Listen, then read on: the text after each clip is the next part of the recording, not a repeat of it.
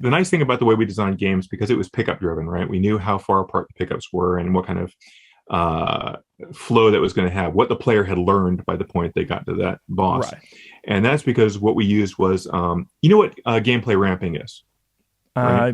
Best Uh, explain. okay, Just okay, so yeah. gameplay ramping, you start off low, limited skill, and All the right. intensity of the game progresses as you go up. Mm.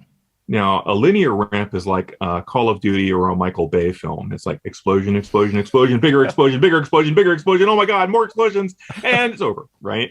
Yeah. So there's never a rest. There's never there. It doesn't feel staged. It just feels like you're just turning up the heat on the pan. It's getting more and more sizzle until it catches fire, right? That's a Right. linear ramp. Mm. There's another form of ramp called stairs, right? So that means a stair is I start off here, I go up to the boss fight, I fight the boss, I get the cool thing, and now I proceed to the next step. Another boss, get the next thing, next step. Now, that's not quite what we did with Metroid, and this was kind of the genius with Metroid.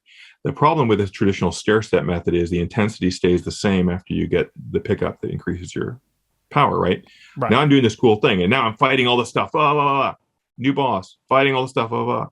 What we did was when you got to that, we would start off low, slowly intensify like a traditional ramp, hit the boss fight, then we would let off tension.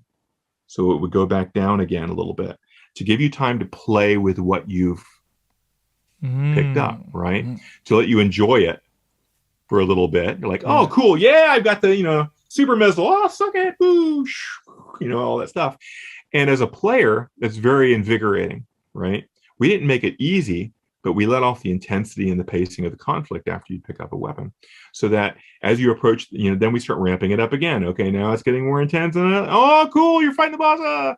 So by the time we got to Quadraxis, we had spider ball and the, bombs and boost ball and all this stuff. And we had figured out really the limit of the kind of how big a room we could make and still keep 60 frames per second, which was our floor, right? Yeah. Never go below 60. And I remember figuring it out. I'm like, okay, what if it does this? And you have to go up the legs, and the only reason that boss works is because we had a real genius in charge of our camera system, who unfortunately passed many years ago, Mark Haig Hutchinson, formerly of LucasArts, legendary programmer and easily the most capable programmer I think I've ever worked with. If you're a game developer and you want the book on cameras, it's Real-Time Camera Development by Mark Haig Hutchinson. Look it up, buy it, own it.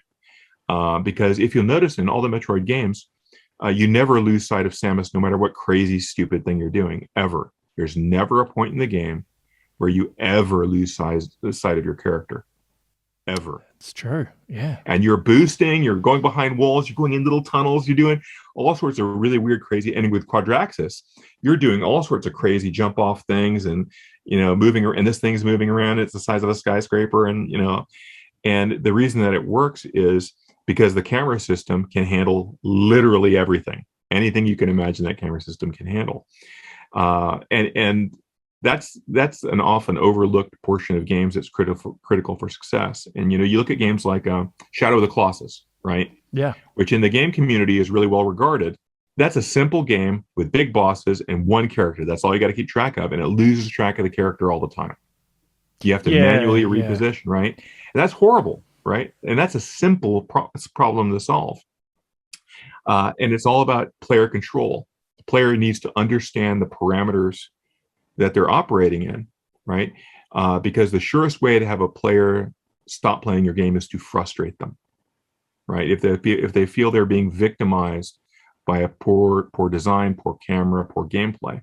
So the key to that is giving them the contextual control in the environment so they can succeed. So if they fail, it's their fault, right? They're like, I missed the timing on that one. That's perfectly acceptable. Player can die any number of times in the game if they know it's their fault and they should have had it, right?